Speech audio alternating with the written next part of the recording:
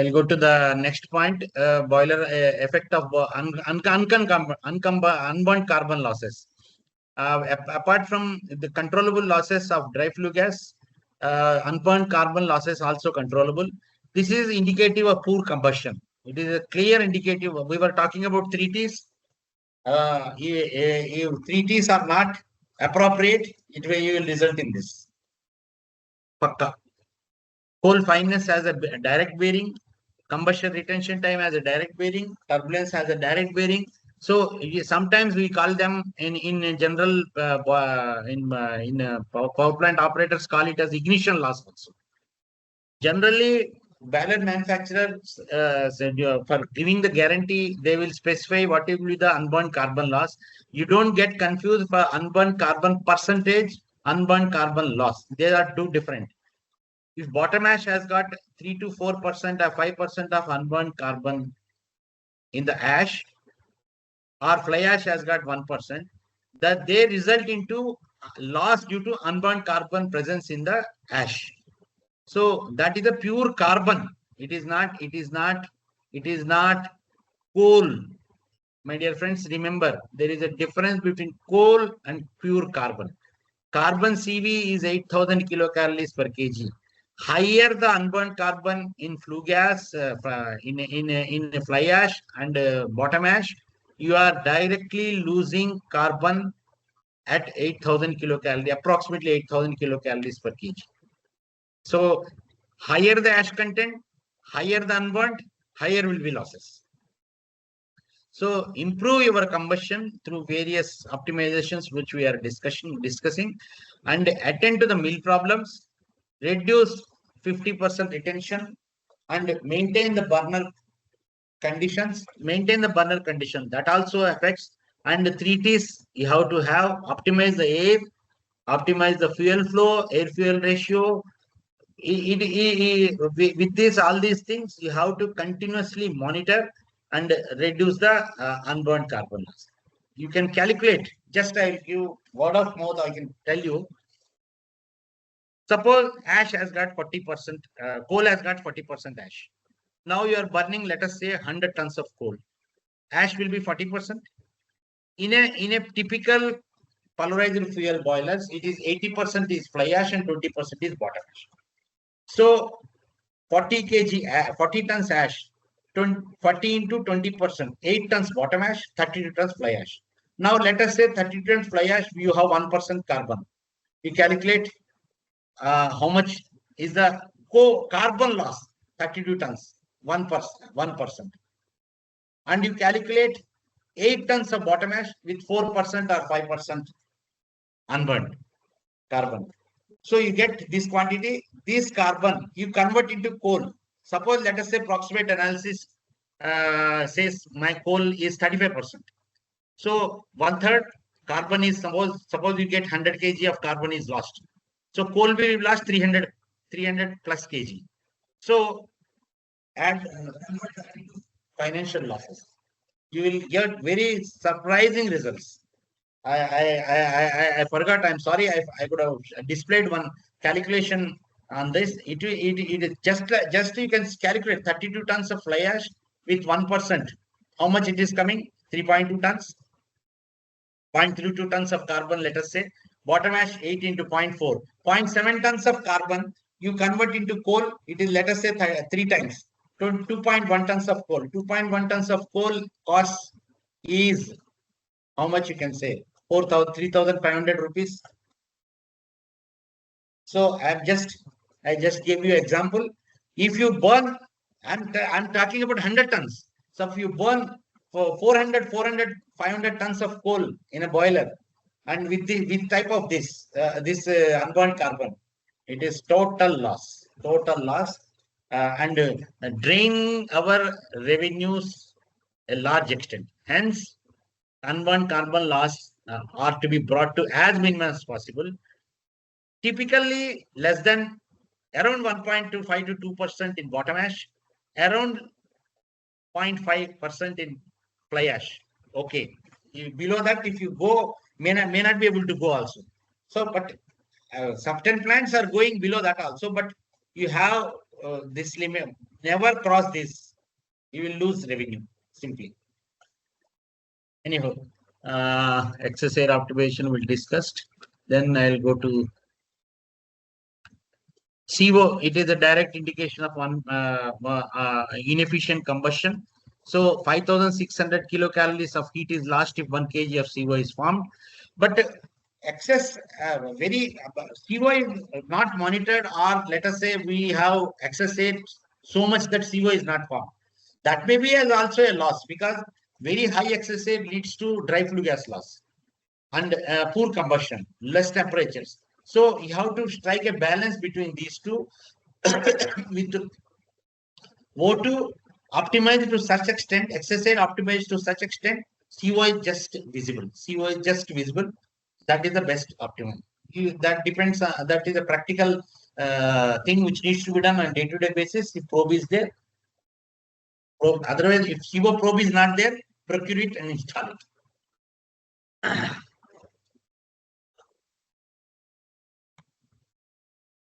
Then I think we have covered all the boiler issues. Now I will touch upon the turbine heat rate efficiency improvement. The discussion will be on this steam parameters, their effect on best practices, condenser vacuum, feed water heaters, high energy drains passing, HPIP turbine performance, DM makeup, and heater performance. Now I will touch upon first thing is HPIP turbine efficiency analysis. This is actually we call it as an enthalpy drop test also. This is this is cylinder efficiency, HP turbine cylinder efficiency, IP turbine cylinder efficiency are calculated. It is the enthalpy drop, actual enthalpy drop across the turbine to isentropic enthalpy drop. The ratio of actual enthalpy drop to the isentropic enthalpy drop is the turbine efficiency. HP turbine efficiency is nowadays it is around 90, IP is 93, 94, and LP is little higher. But this needs to be calculated depending upon the conditions. It is to be test has to be performed and calculated with wide open condition, because throttling losses should not be there. So VWO conditions, we measure this. We take the parameters and do the calculations. Though it can be done every 6 monthly. Then before and turbine after overhaul. In case of change in pressure ratio of first stage to turbine HP turbine exhaust, or HRH pressure to IP exhaust, increase in steam flow at constant valve position, that is also one of the indicators necessitates the efficiency test. Abnormal first stage pressure also initiates the need for a test. High extraction temperature also indicate. High extraction temperature indicates improper expansion through the cylinders, which will deflect in the high extraction temperature. So this is one of the critical parameter which needs to be critical test which needs to be done regular basis to assess the condition of our cylinders. The reasons could be nozzle blocks erosion, turbine blades erosion or deposits or damage. Some small deposits also create more resistance and more losses. Then excess gland pack leakages, interstage leakages, control valve malfunctioning. All these things are sources of high excess depositions into the turbine. Also one of the reason. And steam path, it can be assessed through steam path audit. And action can be maintain the water chemistry parameters to the design limits. Opportunity based capital overhauling, you need to repair and replace the nozzle blocks. Turbine blades are to be cleaned with alumina or sandblasting. Repair and replace the turbine blades. Replacement of gland steels, interstage steels. We have to first we need to assess the condition of the turbine internals, turbine cylinder integrity through steam path audit, then go for the maintenance decision. But any capital overhauling or 5 years, 6 years needs to be done like this.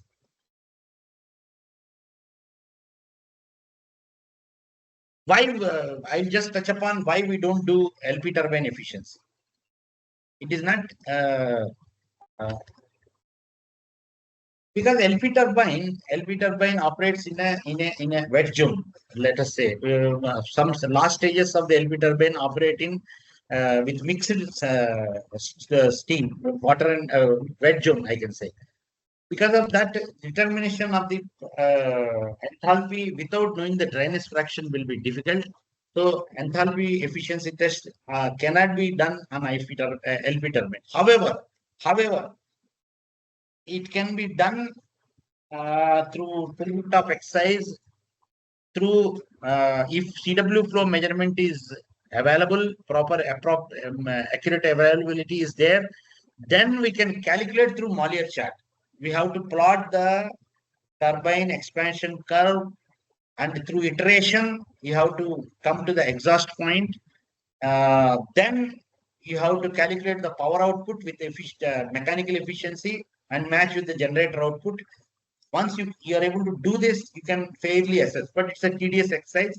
That's why generally it is not calculated. However, the conditions indicate the deterioration of the LP turbine, exhaust losses, exhaust steam conditions. Hence, the maintenance every 2 years also it is to be inspected for the blade damages or blade depositions or erosions or stellite depositions. So this can be to every 2.5 years. Once you do the inspection, LP turbine is revived back. But IP and HP generally are done 5 to 8 years gap depending upon the conditions. So that is one aspect, efficiency test. Second is inlet steam parameters, pressure and temperature of HP turbine and IP turbine are to be maintained very close to the design specified values to get the best heat rate. Otherwise, every kg pressure deviation will create a loss. The reasons for could be deviations could be because of superheater spray control malfunctioning, fouling in the superheaters, fouling in the boiler water wall, high excess air, burner tilt. The problems are from boiler end, which are affecting the turbine side. Then possible corrections could be soot blowing, adjust the burner tilts, superheater spray flow adjustment to get the design superheater temperature, calibrated temperature control set points, a clean boiler water wall superheated with high pressure jets. So we'll get the appropriate heat transfer in water walls, then minimum superheater temperature and maximum superheater temperature gains, reheater temperature gains. That is key here. Similarly, reheater also in general similar type, but reheat retemperation is more detrimental than superheat retemperation. Superheat retemperation actually it is done in the boiler, but that comes to the HP turbine, does work on the HP turbine. The additional steam flow does work on the HP turbine, goes back to the boiler through CRH and HRH and come. So that is completing the cycle. Whereas reheat retemperation is done in CRH lines. That means entire HP turbine is bypassed for that quantity of steam. Steam reheat retemperation quantity is bypassing the HP turbine and it is not doing any contributing to work output. Hence, reheat retemperation has higher bearing on the heat rate. So this is the reasons could be improperly adjust control loops, spray control valve passing damage, fouling of the boiler water wall. Reasons of temperatures are almost same for both cases. Then remedies, water wall blowing, excess air optimization, dampers and burner tilts adjustment, reheat a spray control valve, replace damaged nozzles, if any, to revive back. Another aspect is your most important factor which is affecting the turbine heat rate is condenser vacuum. A 1%, approximately 1% of IP LP turbine output is lost for every 6 mm of deterioration in vacuum. Condenser vacuum is direct bearing on the turbine heat rate and work output. So turbine condenser vacuums poorer than design will result in losses. That could be due to CW inlet temperature high. That could be due to air ingress. That could be due to dirty and foul tubes. These are the major areas where condenser vacuum is affected. Suppose external to the condenser, if you concentrate, vacuum pumps are there, ejectors are there. Their poor performance will result in lesser pulling of air ingress from the ineffective pulling of the air from the condenser, which will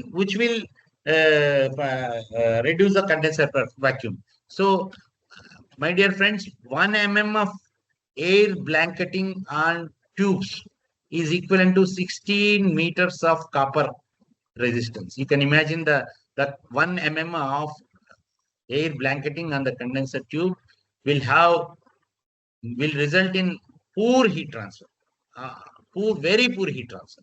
So air ingress has to be addressed, and CW inlet temperature, because of cooling tower performance, CW in temperature is increasing. That is also has a bearing on the condenser affects condenser vacuum, and poor chemistry. Poor chemistry.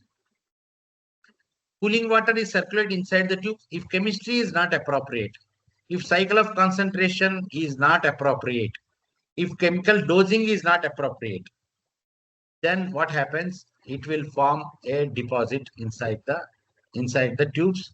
It can be loose deposits or it can be hard scales. So that will form a bad conductor and inhibits heat transfer from steam to cooling water. So cooling water temperature gain across the condenser will be less, and condenser vacuum will be poor.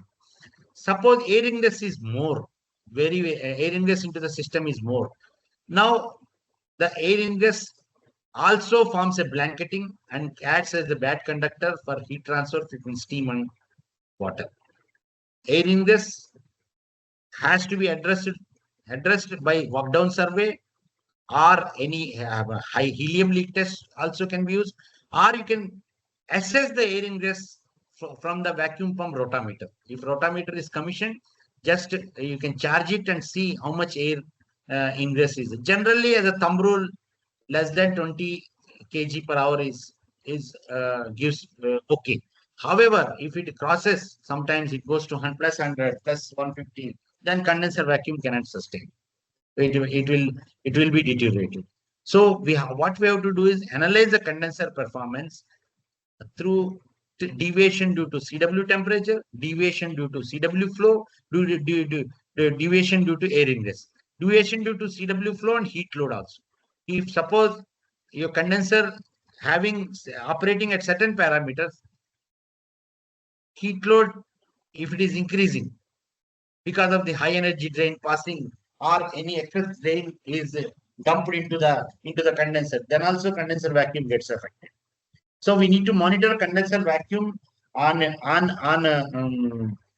continuous basis and with a test at certain frequencies to give us the best results and aid us in taking the corrective actions. So condenser vacuum performance indicate it is the TTD. It is a thermal temperature difference is nothing but saturated temperature at condenser vacuum to the CW outlet temperature. That is the TTD. Poor TTD means poor heat transfer.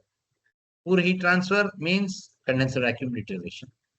So test frequency can be pre and post condenser tube cleaning. If high condenser back pressure is there, you go for test. If high water box DP is there, then also you can conduct the test and assess the deviation reasons. If there is excess CW raise also, you have to check the point. What are the best practices? Air ingress, as I told you repeatedly, air ingress is one of the major factor which is causing the condenser vacuum deterioration.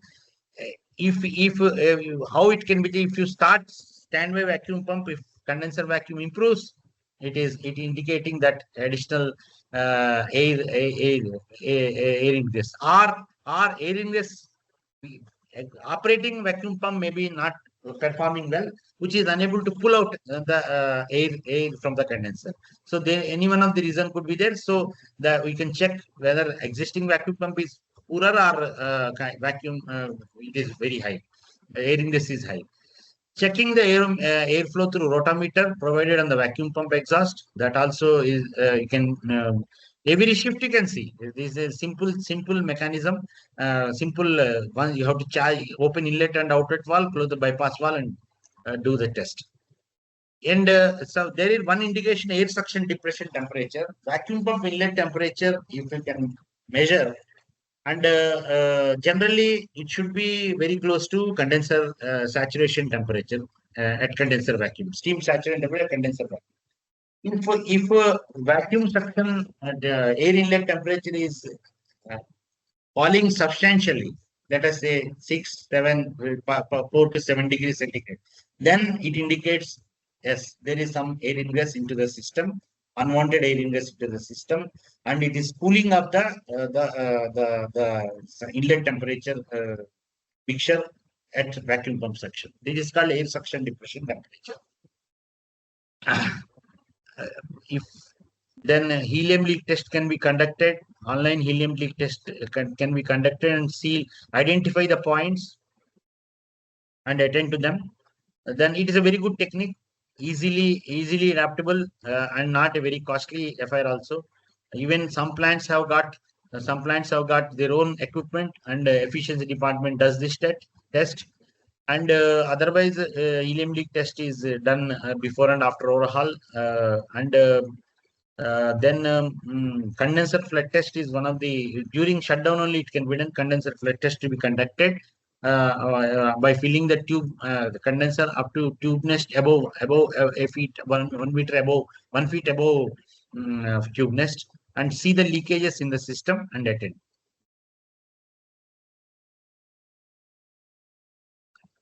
Then best practice for improving TTD are and temperature difference between saturation. This is a TTD is temperature between saturation, difference between saturation temperature at condenser vacuum to CW outlet temperature. This is the indicator of maximum heat transfer that can take place. Generally, it is a good condenser design has 3 degrees to 3.5 degrees centigrade.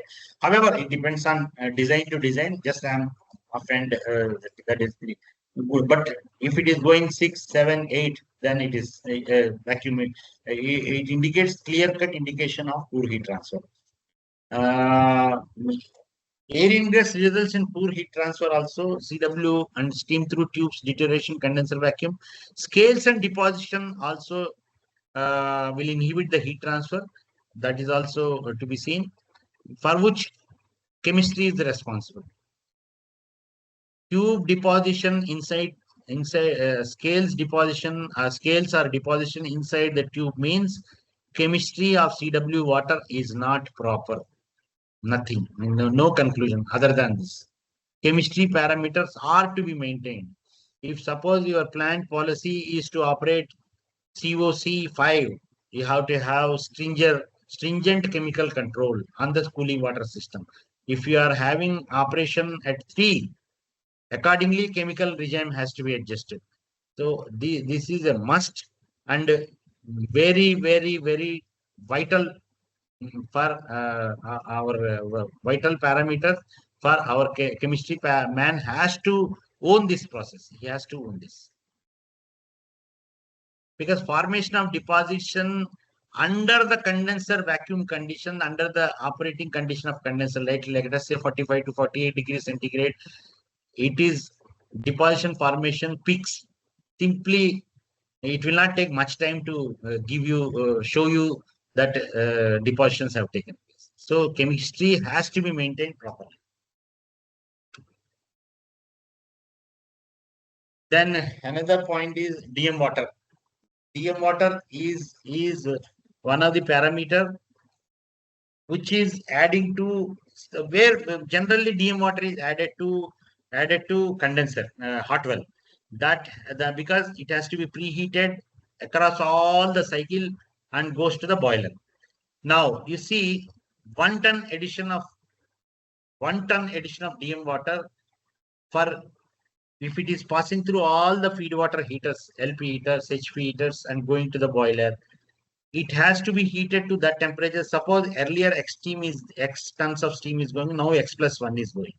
This X plus 1 to heat to the temperature, you need extra bleeding from the turbine. So extra bleeding from turbine means that the steam admitted into turbine is not able to give the intended output.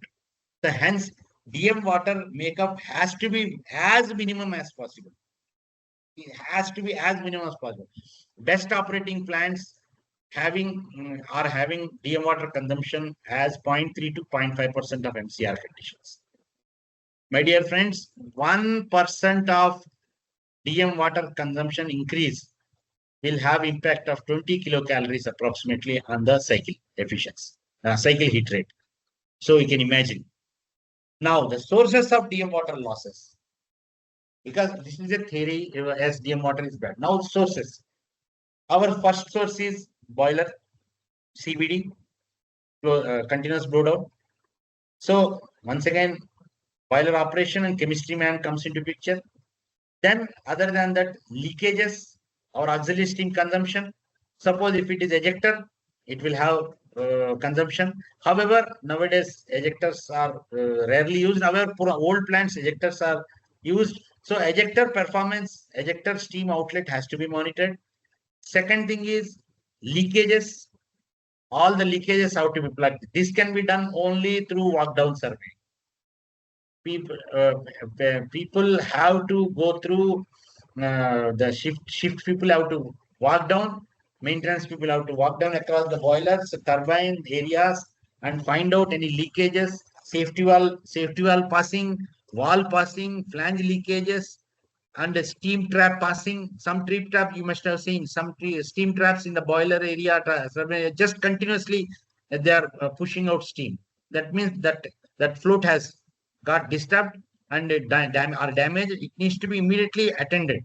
There is isolation valve before and after, and bypass valve is also there. Take a permit, attend to it. If you neglect it, it will go on leaking the steam and continue, because we are spending a lot of money in purchasing coal. We are spending a lot of money in crushing it. We are spending a lot of money in burning it and transferring heat to the boiler, but we are wasting steam outside just for nothing. That is a crime, I can say. That is a crime.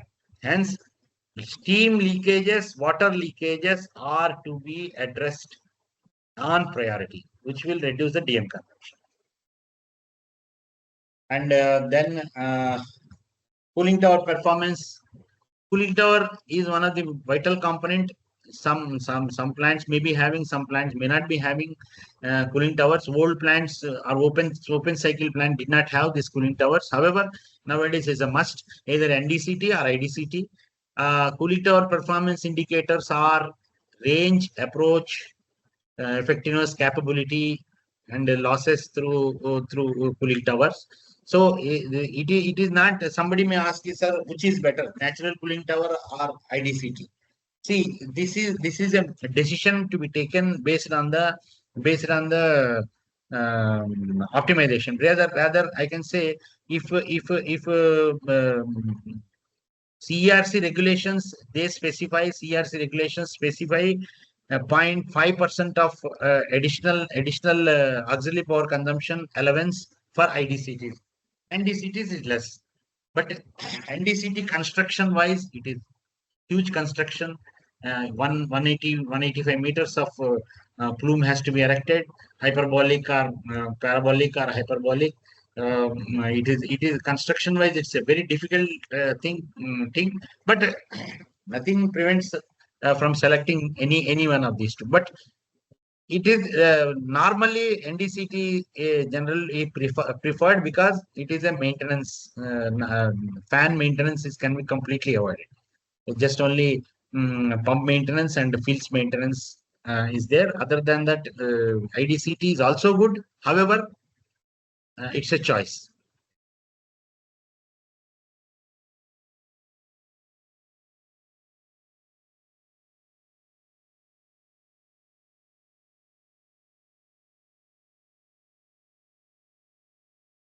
Now, what is range? Range is the CW inlet temperature and minus CW outlet temperature for a cooling tower. That means, suppose CW temperature is 42 degrees inlet temperature and outlet is 32, then 10 degrees is the range. Range during operation is equal to design value, or it can be more also, but poor range indicates poor performance. Approach is dependent upon approach is the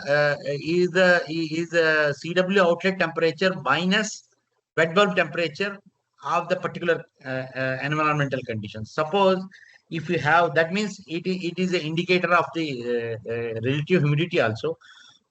Suppose if your atmosphere is having wet bulb temperature of 27 degrees centigrade, now your CW outlet temperature is 32 degrees centigrade, then the range is approach is almost आपका the 32 minus 5 27 5 degrees.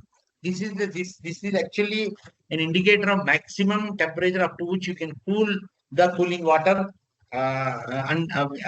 because cooling tower is a heat exchanger where air is passed through, whether it is a natural cooling tower or a IDCT, air is passed through fine droplets of the water, distributed water droplets, and it comes in contact with the water droplets and absorbs the heat, and that depends on the moisture carrying capability of the air, which is directly having which is directly dependent upon the dry bulb and wet bulb temperatures. If air has got more capacity to carry the moisture, it will carry and cool the this thing. That's why in rainy season, cooling tower has performance deterioration is observed. Generally, cooling tower performance test guarantees are also specified. You have to conduct the test from during May to September twice, so that rainy season is also covered, hot summer is also covered.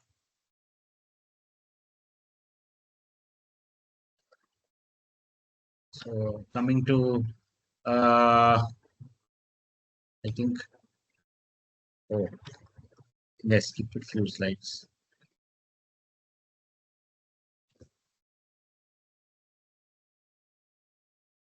We discussed about the range. Effectiveness of cooling tower is ratio between the actual range to the ideal range. Actual range is CW inlet minus CW outlet divided by CW inlet minus wet bulb temperature. These are the parameters which indicate the performance of the cooling tower. Capability is a reliable measure for assessing the cooling tower capacity, thermal capacity, you can say. It is a percentage of water that tower can cool to design cold water temperature when inlet bulb temperature, cooling range, and approach all are at design conditions. What is the maximum quantity of water it can cool to the design cold temperature when the inlet wet bulb temperature, cooling range, and water flow rate and fan motor power all are at the design conditions. This is thermal capability. During PG test and test, we calculate 90% capability, 100%, 110% also. We calculate and see the capability of the cooling tower. Now, coming to best practices, these are all theory, range, approach. Cooling tower performance test is to be done regular basis by our efficiency people and highlight the deviations to the maintenance engineers and operation engineers so that corrective actions can be taken. However, to optimize the performance of cooling towers, we can adopt certain best practices, which are like blade angle. You can optimize through measurement of airflow, and you have to strike a balance between power consumption and airflow. If airflow is we are increasing, power consumption will also increasing. We have to strike auxiliary power consumption and airflow balance. We have to strike a balance between these two. That is a hit and trial method. It can be done by in coordination with maintenance, operation, and efficiency in coordination with each other. You can adjust the blade and achieve a optimum angle. And yes, cooling CT towers, doors, generally most neglected areas. The ceiling is not proper. Air goes directly from the, instead of going from the bottom or required area, it goes directly through doors because of fan operation, and it doesn't performance in cooling. So it is to be proper sealing is to be done, and shaft seals also to be maintained. Cooling tower fan shaft seals to be maintained. Jet blade tip clearances are to be checked now and then. Cooling tower nozzle and proper distribution you have to see. Nozzle cleanliness and distribution also you have to see. Chemical design, because you must be seeing algae formation on the cooling towers. That indicates that the residual chlorine is not proper. Residual chlorine should be maintained 0.2 to 0.5. Otherwise, algae formation will take place, and algae grows very, very, very fast. Very fast. So it has to be attacked right at the beginning. So, and around the cooling tower, please ensure there should not be any high growth vegetation like trees, like big grass. You should not have. Airflow should be proper and should be able to enter the cooling tower freely. So around 50 meters, you ensure that nothing, no vegetation. Small grass with paving can be there, but no big trees, no elephanta grass, something like that. And standby cooling tower, generally people do fan, they stop fan, and cooling tower water flow, they don't isolate. If you are stopping fan, isolate the water. Stopping fan, isolate the water. CW blowdown also should be effective for surge removal. Then cooling tower cells can be optimized depending on the ambient condition. Winter you can have less, summer you can have more. Water flow in the individual cell to be kept nearly equal to the design value, for which generally only butterfly valves are given. The cooling tower inlet pipe design itself is like that. It starts from bigger diameter and goes to the smaller diameter at the end. So the flow distribution is already taken care. However, you can with throttling or adjustment of the walls, you can have some minor adjustments on the cooling tower water flows. So this is the typical effect of various parameters on heat rate. Typical 660 megawatt, non-preheated stations, condenser vacuum 16 kilocalories for each kilopascal. Any standard book have this because it's a I have taken from the book, so it is indicating in kilopascals and megapascals. Otherwise, we can go in MKS units also.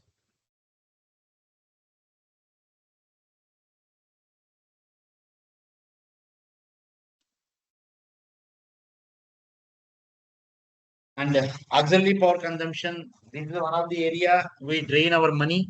Plants drain our money. Total draining take place. Auxiliary power consumption has to be as minimum as possible, for which day in day out efforts are to be made. That means it also it is a parameter which is dependent on design also, because suppose ball mills are there, tube mills are there, it will have definitely higher auxiliary consumption because they consume more power. Whereas TDBFP is not there, only MDBFP is there, you have higher consumption. Similarly, IDCT has got higher auxiliary power consumption.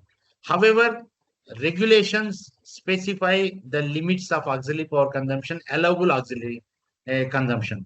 So if you operate within that, you can manage the margins. Otherwise, you lose. So where the various things which contribute to higher auxiliary power consumption are air feeder seal leakage, which increases the draft power. Quality of coal is poor. You need higher number of mills per operation. Auxiliary power is more. Boiler air ingress and duct leakages. Again, ID fan power increases. Higher PA header pressure also increases the. What is the function of primary air? It has to basically dry the coal, carry the pulverized coal through pipes, overcoming the resistance of pipe, and push into the furnace with appropriate velocity. And participate in part of the air as a combustible. However, if you do more pressure, power consumption will be more, and flame disturbance also can take place. And CEP and BFP, this is one of the area people don't care. BFP recirculation and CEP recirculation while passing, which will add to anyhow boiler demands the feed water which is required for maintaining the drum level. So feed water pump has to pump in more water because some water is bypassed through recirculation valve. So that has to be addressed with the proper appropriate maintenance of the valve. And another area, my dear friends, it is fire water pumps. Majority of the plants, this problem is there. Majority of the plants, because of firefighting lines, firefighting system leakages, and firefighting hydrants passing, and underground leakages, these cause high pressure loss in the firefighting system. Each firefighting pump may be having kilowatt rating of 450 kilowatts. Continuously they run. Sometimes both pumps run.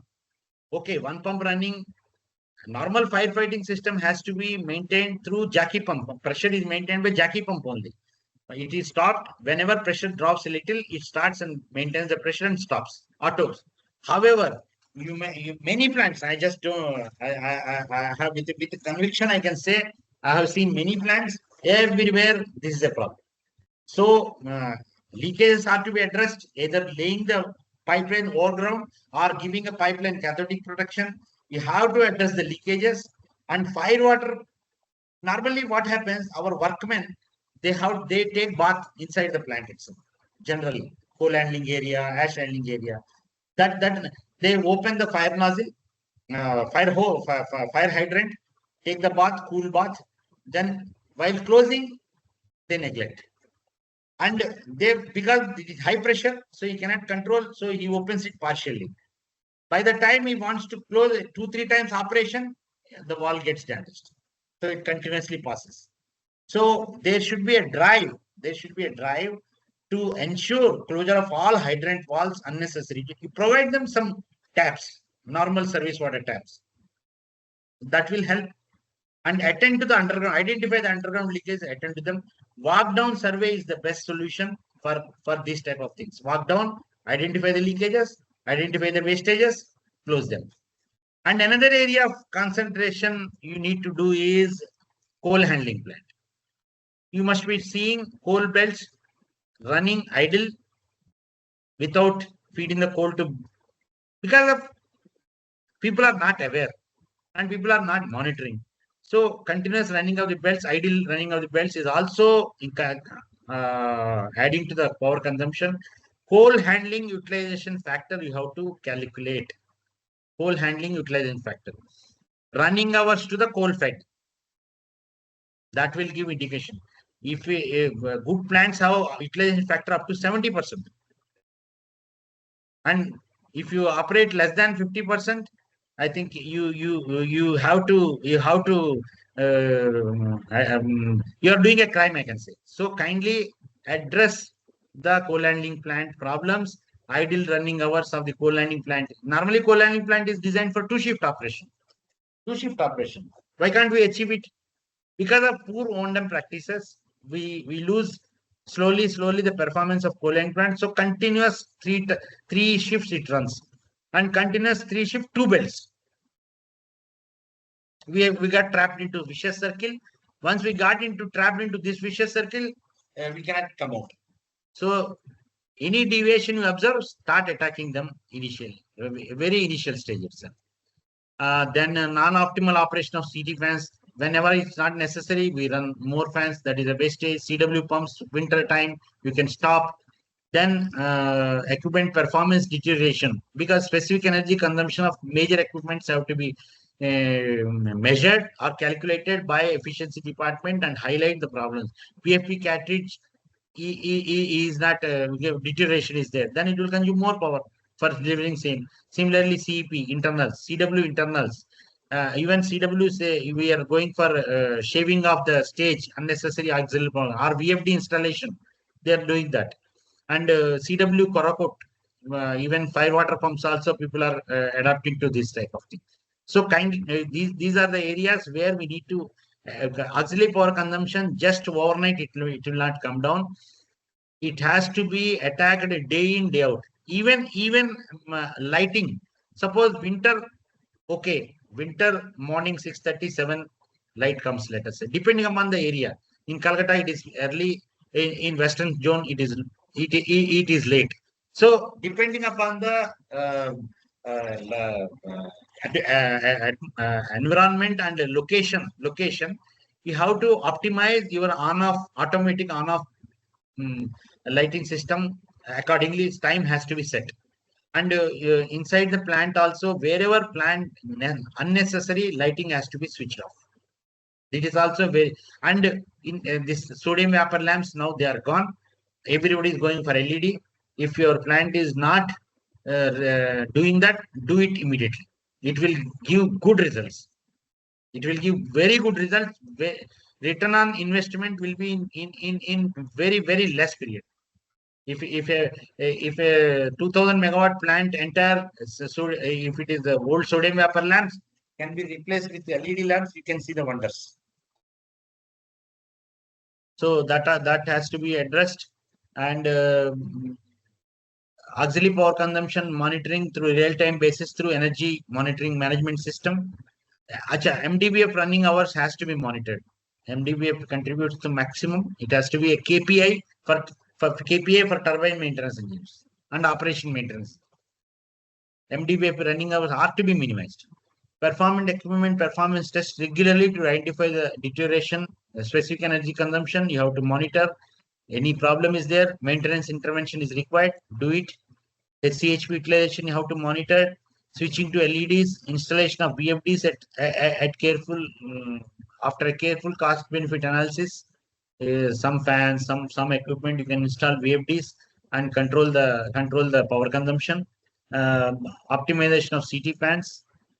One last thing I want to tell is boiler air pressure test. Do it judiciously during overhaul, post overhaul, pre-overhaul, and attend to the leakages. Do it post overhaul also, so that unnecessary air ingress will not be there, and the draft power will also reduce. Duct leakages are to be attended. Aerator leakages are to be attended, which will reduce the draft power.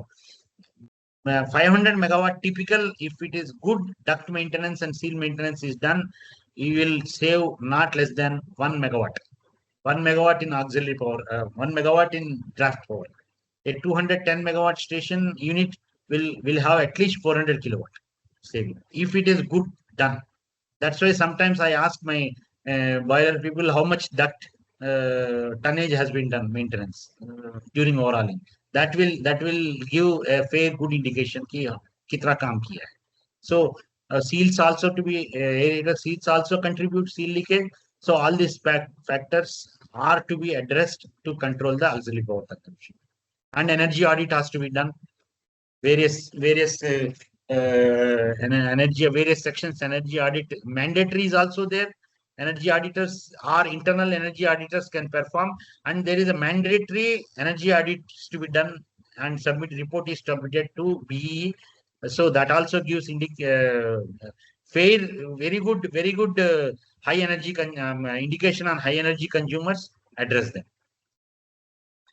Then day to day, what needs to be done day to day to control the heat rate and efficiency. Temperature and pressure of main steam HRH needs to be monitored. Spray flow has to be controlled. Reheater spray flow especially to be 0. Anything more than 0 is not acceptable. Reheater temperature should be 0 only. Final feed water temperature at HP outlet, and condenser vacuum. I think I did not cover feed water heater. Just I will touch upon. Feed water heater performance is also very important factors on controlling the turbine, improvement of the turbine heat rate. Feed water performance, heater performance is monitored through temperature gain across the feed heaters, thermal temperature difference, drain cooler approach temperature. The influence of TTD, influence of DCA, influence are already understood from various heat exchangers. So what best practices we can adopt for optimizing these parameters.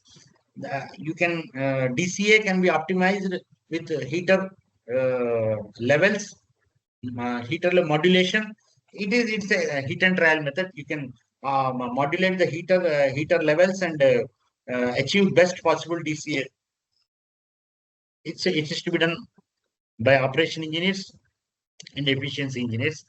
It's a modulation of level. TTD, it has to be any deposition should not be there. And if air vents are provided on heaters, like LP heaters, there is a RPC air vent is provided, continuous air is pumped out into the condenser. Or sometimes in older versions, it is air heat. HP heaters have been given a motorized air vents that has to be operated once in a shift or once in a day to remove any air entrapment into the condenser.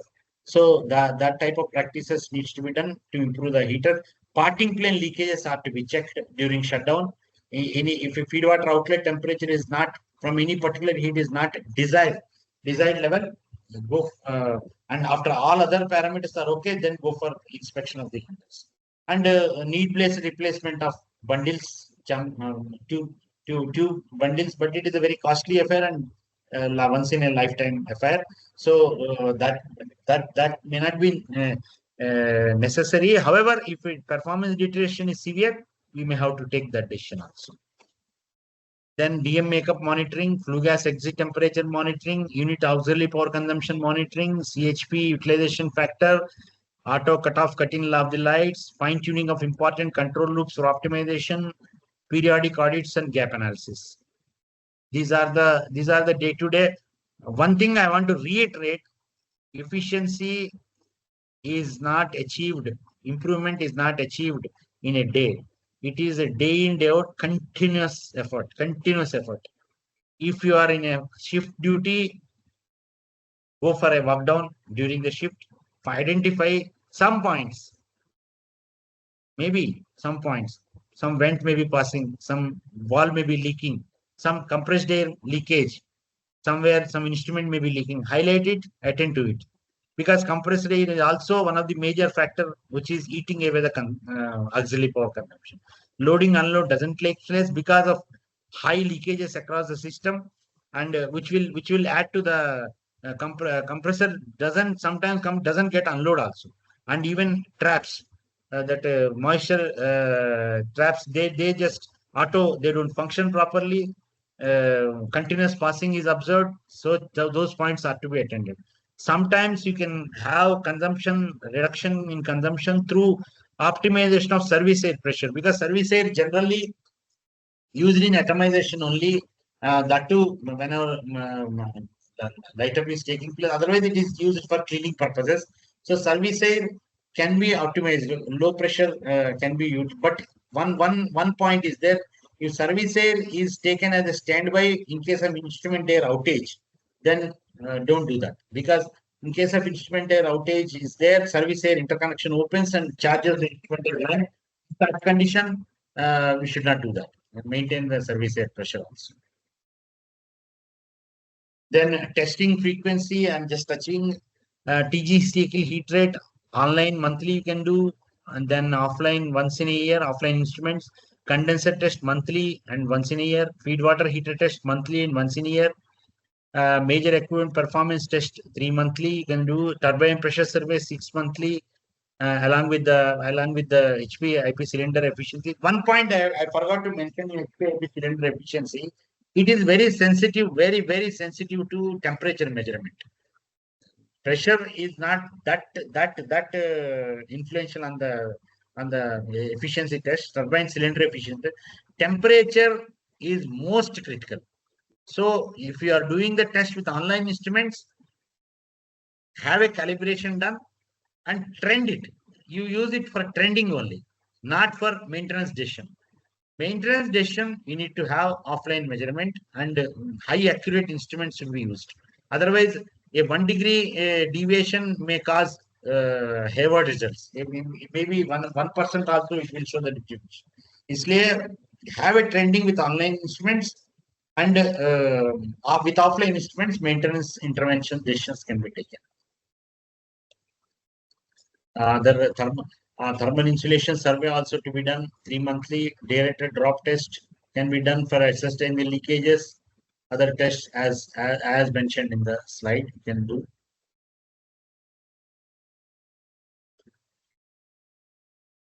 Energy audits. Energy audits, as I was mentioning, it has to be done by our internal teams, and it's mandatory to do external teams also. Coverage is individual area they cover, like as is listed out: draft system, milling system, compressed air system, electric precipitator, water balance, coal handling plant.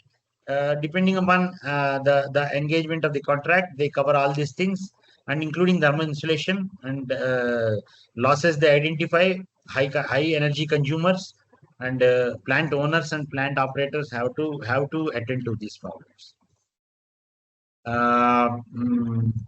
Then benchmarking. It's a good practice to know what is happening across the industry, and note down the values and benchmark it for your performance improvement. And careful, you cannot benchmark a 210 megawatt station with a 660 megawatt or 800 megawatt. You have to have apple to apple comparison, and design conditions. Suppose if a plant is designed in 1980 and a plant is designed in 2010, 2015, are the same capacity, you cannot compare, because so many improvements have taken place, at ambient conditions may be different, coal quality may be different. For comparison purpose, you have to do the corrections, and apple to apple comparison has to be made. Then coming to, you can refer these books. If your plant doesn't have, please purchase them. Investment is minimal. Maybe 3,000-4,000 rupees you can get all these things. And this SNP book is there.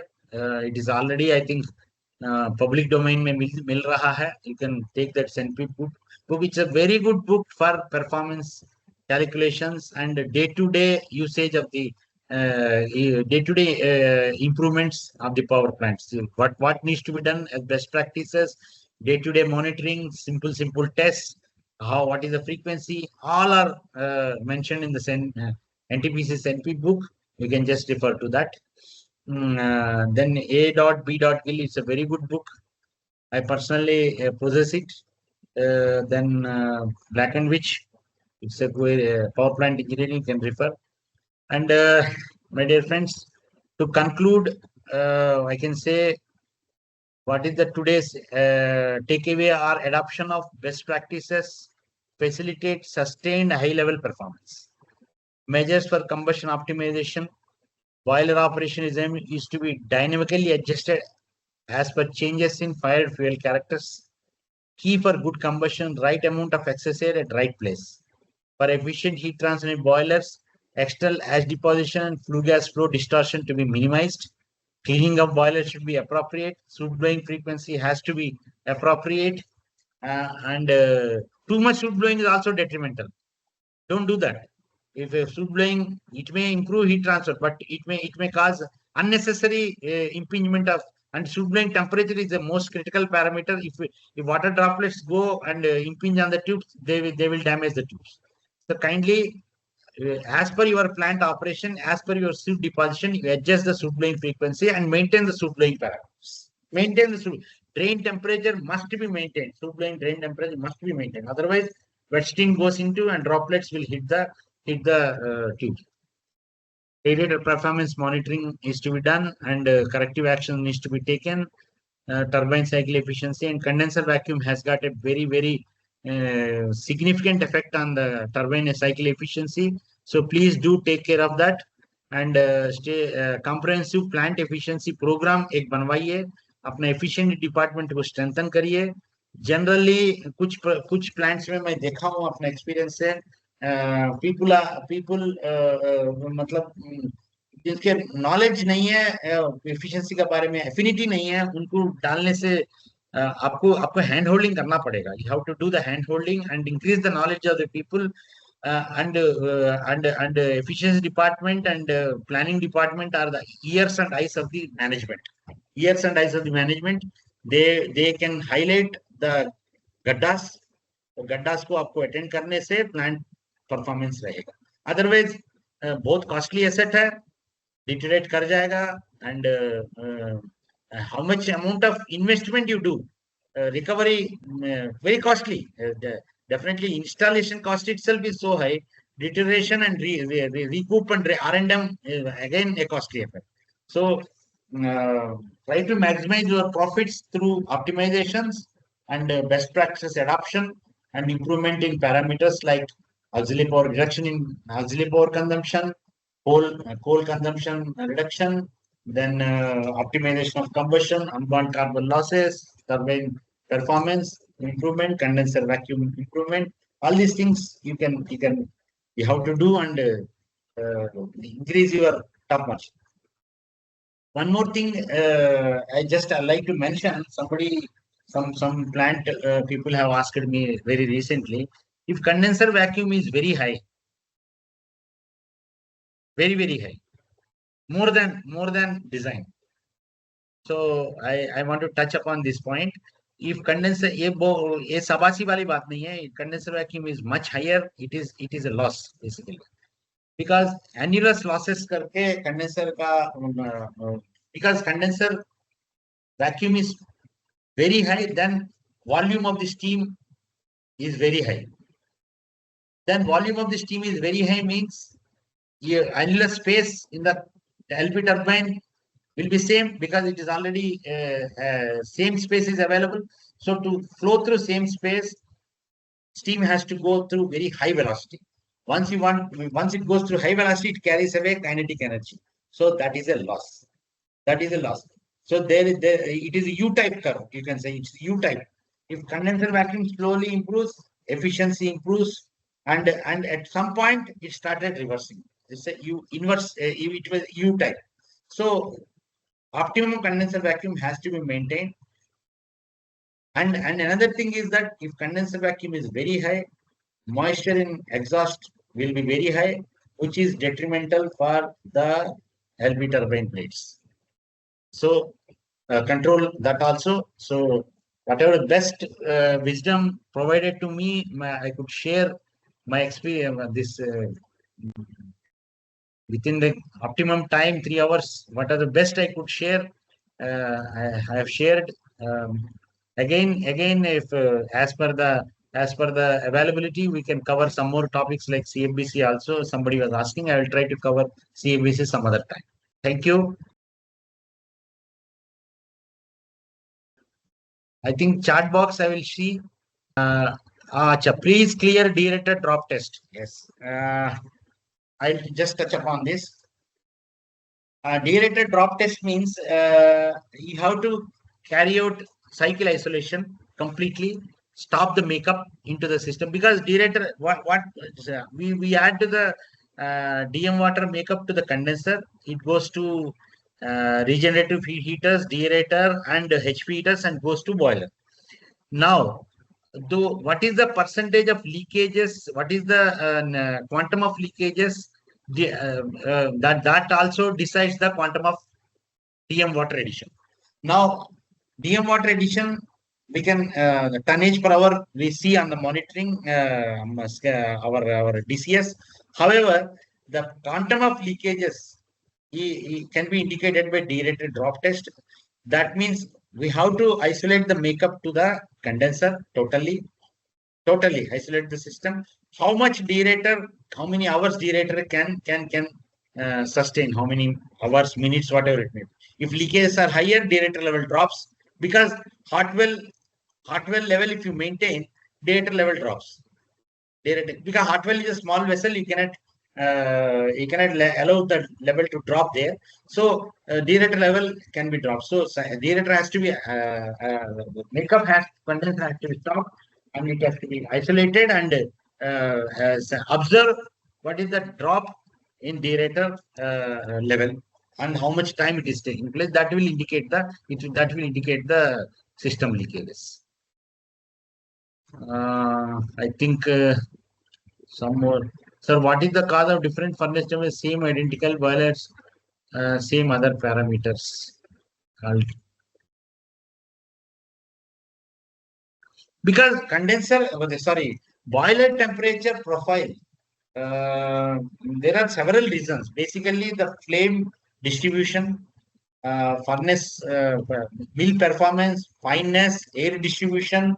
You can do one thing. You can measure the using optical parameter the flame temperatures, and if it is non-uniformly distributed, then you have to attack the root causes like mill fineness, airflow through pipes, and coal airflow through pipes, and burner may also be deteriorated, that you have to see. Air ingress at localized point, that you have to see. Sometimes the airflow, the flue gas flow in the back pass is not uniform. One side it takes, generally boiler center side it passes higher airflow. So ESP collection in center passes is more and end passes it is less. That is the case, then you have to do CAVT and adjust the baffles and have the uniform distribution inside the boiler. Okay, I think the people do not have any more questions. If any question is missed out, I think our training, Isha madam, you can help me out and we can answer them separately if in some other time if anything is missed out. I think I have answered all the questions.